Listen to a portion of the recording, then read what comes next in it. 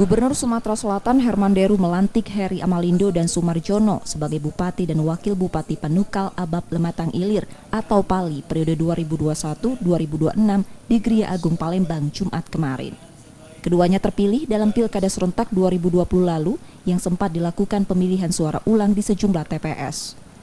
Gubernur meminta keduanya melanjutkan pembangunan di Kabupaten Pali dengan berpedoman pada rencana pembangunan jangka menengah daerah.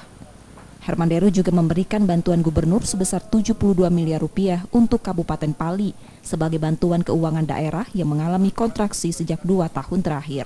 Bantuan gubernur diprioritaskan untuk pembangunan infrastruktur seperti pengendalian banjir, jalan, dan jembatan.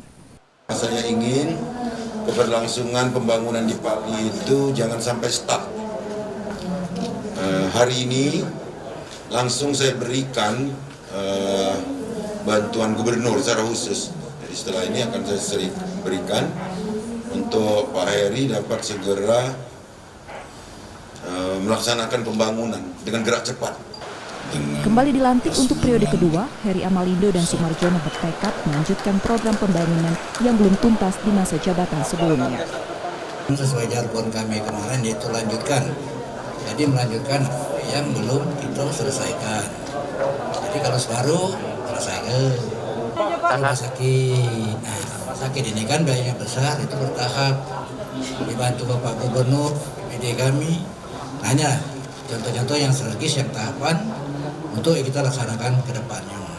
Kabupaten Pali berada di tengah Provinsi Sumsel, diproyeksikan masuk dalam segitiga emas untuk memperpendek jangkauan ibu kota provinsi dengan kabupaten di Kabupaten Musiraya. Rizky Nurmizan, Kompas TV, Palembang.